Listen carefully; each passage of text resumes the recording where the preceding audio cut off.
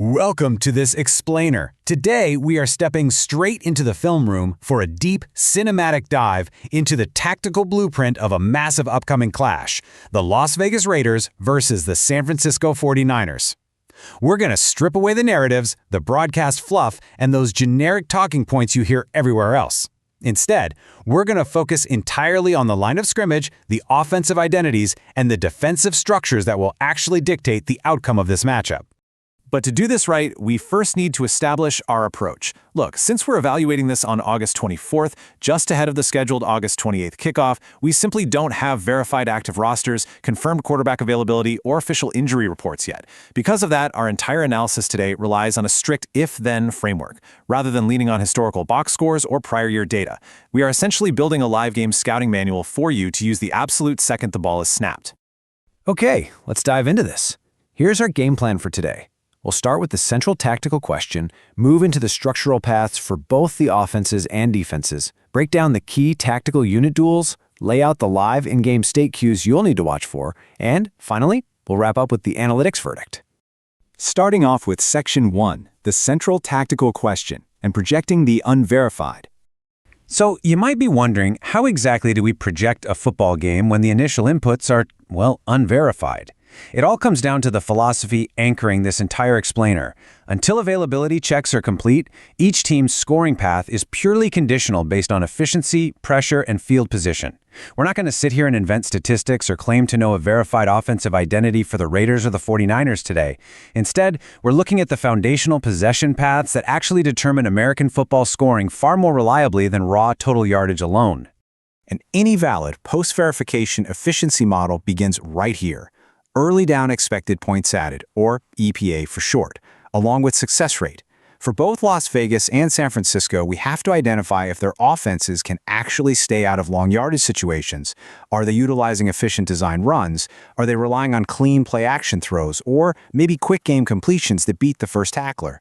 You know, an explosive play is flashy and can alter a score quickly, sure, but repeated, positive, early down plays, that's a much stronger piece of evidence that an offense can actually sustain scoring drives without relying on third-long miracles.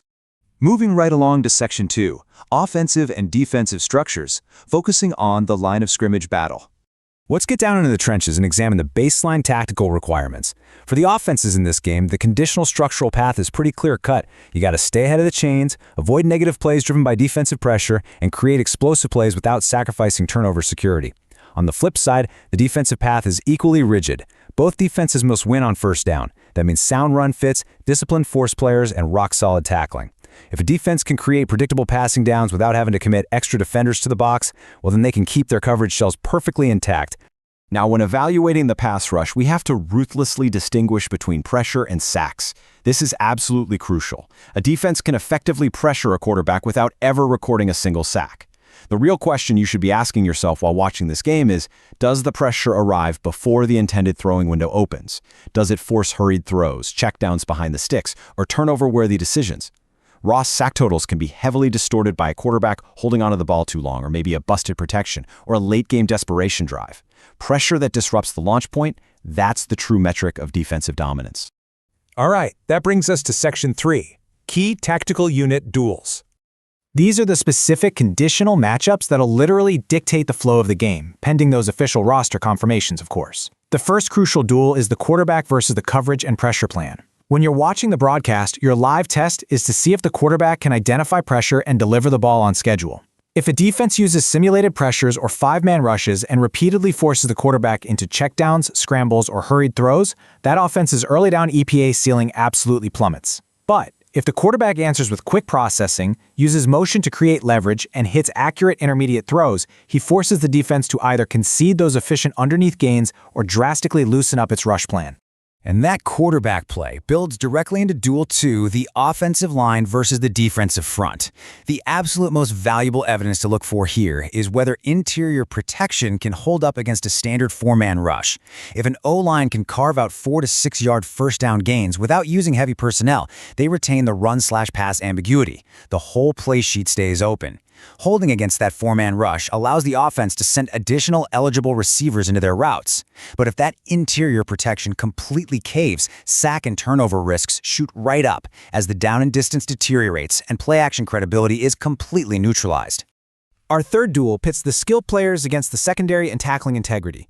When evaluating receivers, you have to separate actual physical separation and catch-point victories from just being schemed free access. Are they actually winning outside leverage against man coverage? Defensively, missed tackles are the ultimate disruptor here. A missed tackle on a little screen, a quick out, or a simple checkdown can instantly turn a low air yardage call into an explosive play, completely distorting a defense's apparent coverage success. If a defense tackles cleanly on first contact and maintains its too high integrity, it forces the offense into these long, grinding drives, which massively increases their exposure to penalties and turnovers. Okay, let's jump into Section 4, live in-game state cues. So we've got the structural paths down. Now let's equip you with exactly what to chart live once the meaningful snaps actually begin. In the first quarter, start by just verifying who is taking the meaningful snaps. Then grade the first two non-garbage possessions for both Vegas and San Francisco.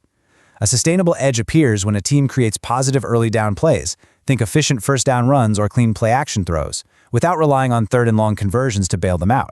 So the crucial point here is that early sacks, tackles for loss, procedure penalties, and constantly facing 3rd and 7s are massive predictive warning signs. They tell you way more about an offense's structural health than one broken play long completion ever could.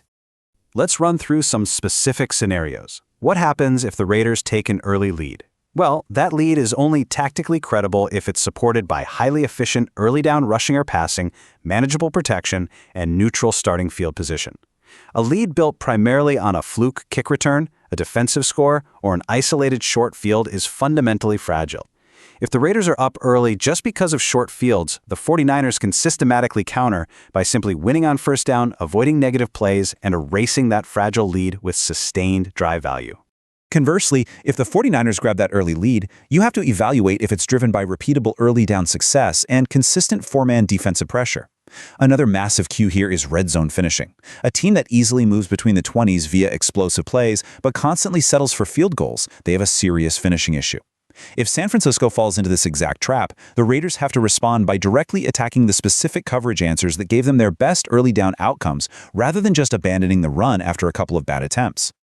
Now imagine we enter the fourth quarter tied up or within one score. At this point, throw all those broad team narratives right out the window. Starting field position becomes absolutely paramount. Timeout inventory is going to strictly dictate fourth down aggressiveness.